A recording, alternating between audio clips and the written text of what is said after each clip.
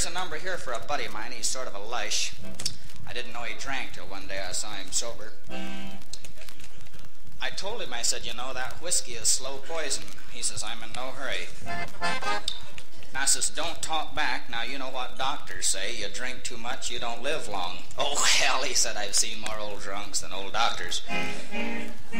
Now, look, pal. I said, do you drink about a pint of whiskey a day? Oh, hell, he said, I spill that much. Now, it's okay to drink, but, you know, some people, they get mean. Some people will get sleepy. Now, this happens to be the violent type guy. He even threatened a girl's life at the bar. I heard him say, I'd like to stab that girl. Well, we searched him, and no knife. The bartender says, look, pal, you may leave the club. You're getting blind. He says, I'm not getting blind. I just saw a one-eyed cat coming in the door. Now, boss says, now, look, pal, now I know you're blind. That cat's leaving. Now, this, don't think about that. It gets worse. Now, he's a veterinarian. Now, this clown that I'm talking about, I phoned him up one day, and I says, hey, I got a sick cat. He says, okay, give him a pint of castor oil and forget it. The next day, he phoned me up, and he said, how's your sick calf? I said, who's got a sick calf? I got a sick cat. Oh, my God. He says, I thought you said calf. Hey, wait a minute. You didn't give all that castor oil to that cat, did you? And I said, yep. And the last I saw of my putty cat, he was headed across the desert with 6 other cats, and 2 were digging, and 2 were covering up, and 2 were scouting for new territory. Hey, you were ahead of me on that one, weren't you? Had you heard that one before? Oh, I tell a lot of old ones. I just want to refresh your memory. Now, this lush that I'm talking about, once he took his wife to an outdoor play in Pasadena, you know, outdoor theater. They had this big stage show, and he turned to his wife, and he says, excuse me, my dear wife, I'm going to the men's room. She says, okay, buddy, get lost. Well, he went across the grass by some rose bushes. He finally came to a big tree, which was okay with him. He got back to his seat. His wife said, you miserable lush. He said, did I miss the second act? She said, miss it, hell, you were in it. Now, this, oh, he is always in trouble. Now, he used to run a restaurant over here, and it's a good place to eat. I mean, I went in there one day. I said, waiter, what's on the specialty? And he says, we have broiled calf's tongue. And I said, did you calf's tongue? No, thanks. I don't like to be hard to get along with, but I never order anything out of an animal's mouth. Well, he said, do you like eggs? This waitress now, here's where the trouble started. The lady next to me, I noticed she had a fly in her soup. You know, I guess the chef used to be a tailor. And now there's one for the Sharpies. All righty, we're ahead over here.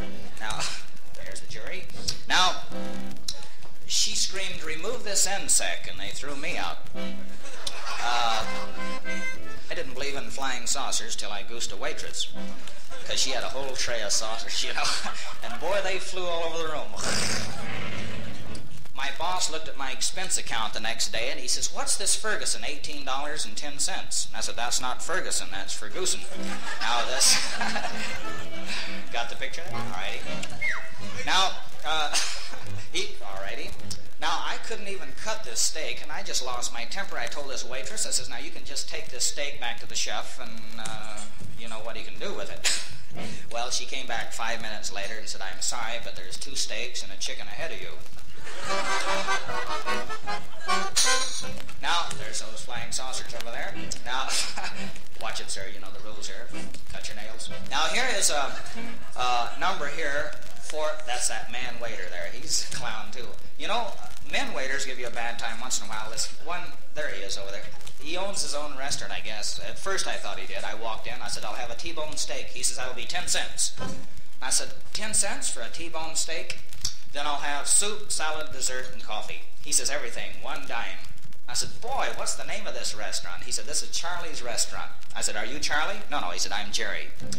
Charlie's upstairs with my wife, and what he's doing to my wife, I'm doing to his business. Now, he's got a hell of a sense of humor. In fact, one day we're out at the ballpark, and this guy says, he knocked up a fly, and this other guy said, Superman. Now, you're right, I read that the other day. It didn't happen at all. Now, here is a song here you may like. Do you like cha-cha-cha music? Notice the echo sound over here? This clown built this for me. He's a genius. He invents these things like wooden slacks for men, no more zippers, swinging doors. Then here's something he invented. It's a fly spray. It's called Passionate. That's what it's called. Passionate fly spray. You spray it on the fly, you see. It doesn't kill them, it just makes them sexy. Then you can go around swatting them 2 at a time. It's pretty good. Now, here's another sound that's fairly tricky for an accordion. It's called boogie woogie, and I have this shuffle rhythm over here. It's a rock and roll type thing. It's called I'll See You in the Spring If I Can Work My Way Through the Mattress. Is that it? Yeah. This number was, the guy that wrote this tune, a 90-year-old man, ordinarily an older man, he used to live at our house, and I says, we can't afford you anymore, old man. We're going to take you to the poorhouse. Well, he says, give me my hat and coat and let's get the hell out of here. I said, you mean you don't mind going to the poorhouse? He says, poorhouse? I thought you said, well, he talks that way, but he doesn't mean it. I mean, him going with a girl, be like a dog chasing a car. What would he do after he caught it?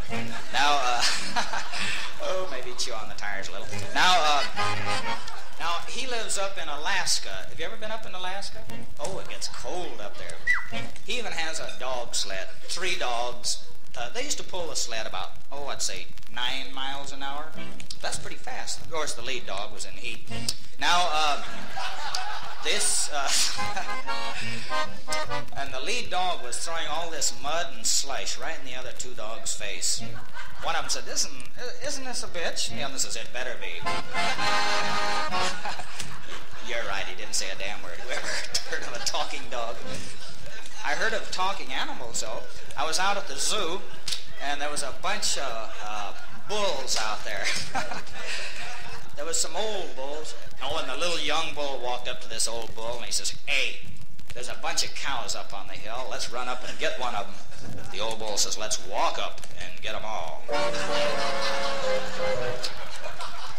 And there was talking animals? Yeah, and there was a donkey chasing a zebra. The zebra stopped and says, what the hell do you want? The donkey says, you know what I want. Take off those striped pajamas. Just then the telephone rang, and the zookeeper says, City Zoo. This lady said, hey, that elephant that escaped last Sunday is in my backyard, and he's pulling all the cabbages with his tail. With his tail? What's he doing with them? She says, you wouldn't believe me if I told you. This.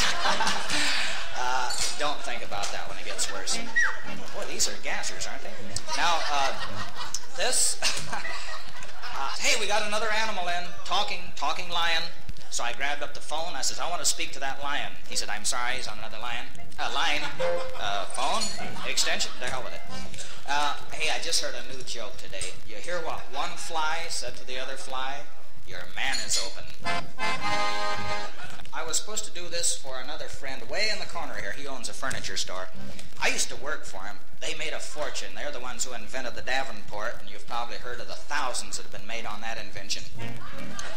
I was working in the store, and I goofed. My first day on the job, I just goofed, that's all. Some girl came in and says, what can you show me in a double bed? Well, you're right. Plenty wasn't the right answer. Well, she was sort of a nutty little gal, too. She says, I'd like to buy a sexual chair. I said, it's not a sexual chair, it's a sectional chair. Well, she says, I don't know. All I know is my husband wants an occasional piece in the front room.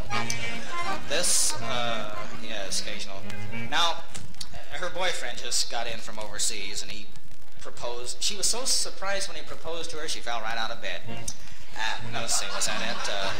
Yeah, she had been very ill. I guess. I heard him say she was bedridden. Now, this one's going to be the St. Louis Blues. It's for some folks over here. There they are from Missouri. They knew Harry Truman, and everybody picks on Truman, and I don't know why he didn't do anything.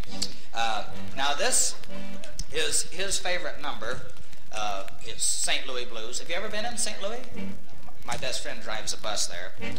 In fact, I walked up, this is the day I met him, and I says, how far can I go on this bus? Well, he said, we usually just let them hold hands. Yeah. Well, yeah, people are not polite anymore. I don't know. One old lady got on the bus, and not one guy got up to give her a seat. I sat there amazed. Finally, this one girl got up, and I grabbed her seat. My case comes up next Wednesday. And I'm trying to get on this bus, and there's an old lady. She must have been 90 years old, and she had these real thick glasses. They look like the Coca-Cola bottles, the bottoms of them, real thick. And she was trying to get her purse unzipped, And I said, I'll pay your fare. You just go sit down. She says, get the hell out of here. I'll have this purse unzipped in a minute.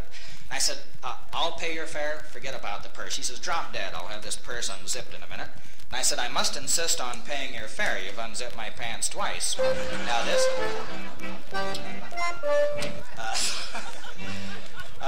who is that back there? Oh, beautiful girl.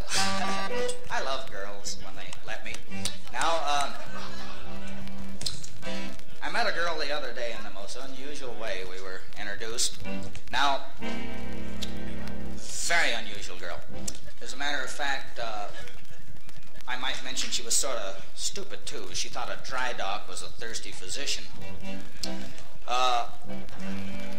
She fell in love with these two sailors down in San Diego. She didn't know which one she loved, so she put out to sea, or took a voyage someplace. Now, no, I shouldn't kid about that. That was a serious thing, and I don't dig war. Do you guys like war? Nobody likes it. There's a difference between war and peace, right? Never been a good war. Now, this, now here's a song here you may like. Beautiful tune. It's called If All Women Were Blades of Grass, All Men Would Be Grasshoppers. Now, on this, isn't that tricky? Right. I told a joke last night, and this guy just doubled up. I found out later he had his tie caught in his fly. Now, and that's pretty tricky, with a bow tie. This... I used to do a lot of traveling. Once we went to New York, Joe DiMaggio. This was years ago. Well, he wasn't there. He was in Maryland, Baltimore. We left Baltimore, and we went to, where did we go next? Texas. If you don't laugh at these, I'm not going to tell you the funny ones. This was a discontented cow. Must have got a bum steer.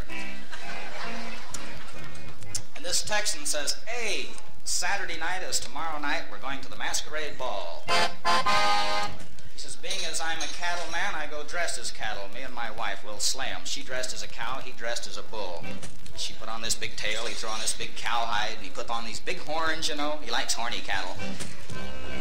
After the dance, they're walking home, and they cut across a pasture, a shortcut home. Halfway across the pasture, a real bull spotted them. She says, John, a real bull's after us. What do we do? Well, he says, I'm going to eat grass, and you better brace yourself.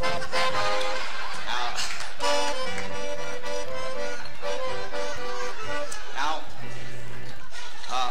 we're going over seas now. Have you ever been in China? There's a man that was over there. Those little Chinese girls.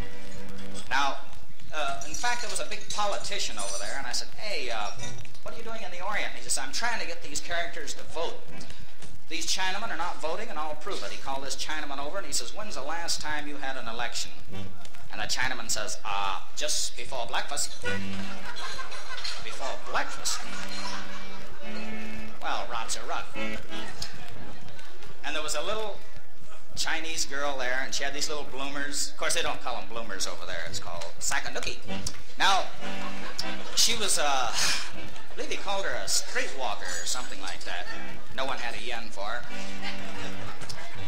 Don't think about that when it gets worse. Yeah. Now, this nut that I'm talking about, he used to always write home to his wife about the Chinese girl, so she got mad and went out with a Chinese fella. The Chinaman jumped out of the bed, ran to the window, and took fresh air. Then he shut the window. He crawled on his stomach under the bed, all the way under the bed, out the other side of the bed, in bed. Round two to the window. Fresh air. Shut the window. crawled under the bed, and then he came out the other side of the bed, in bed. This happened 4 times. She's exhausted, but the Chinaman's fresh as a daisy. She says, it must be that window routine. So she ran to the window, fresh air. Shut the window, crawled under one side of the bed, and under the bed was 4 Chinamen.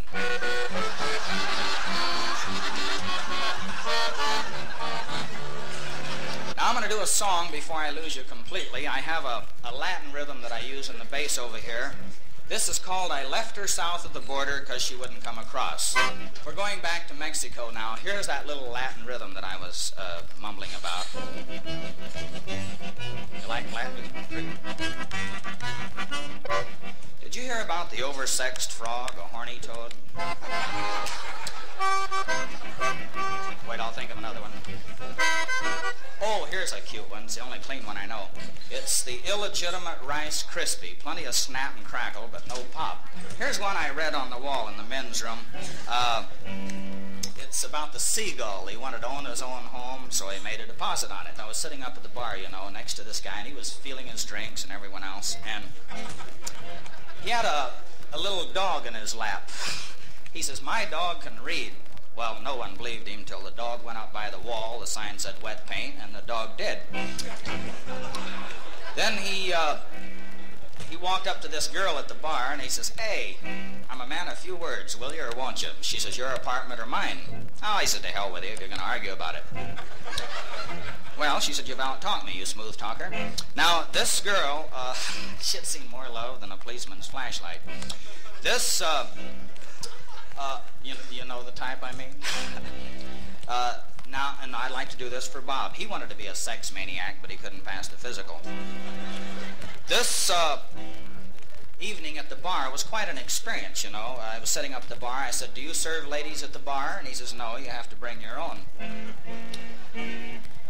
Yes. Well, I said, I'll have some Old Tailor whiskey. Well, he says, make up your mind. Now, I think I lost you on that one, didn't I? Old Tailor whiskey. Sorry, well, I'm not going to explain these. You ever have the feeling you're in the wrong business? So this nut that was sitting up at the bar now, I said, do you cheat on your wife? He said, who else? Yeah. I said, don't you get along with your wife? No. He says, I come home peppy, she thinks I want something. I come home tired, she thinks I had it. Yeah, well, the bartender says, my wife's an angel. He said, you're lucky, mine's living. You don't get along with your wife? No. He says, I married her for life and she hasn't shown any. I said, I heard that one before.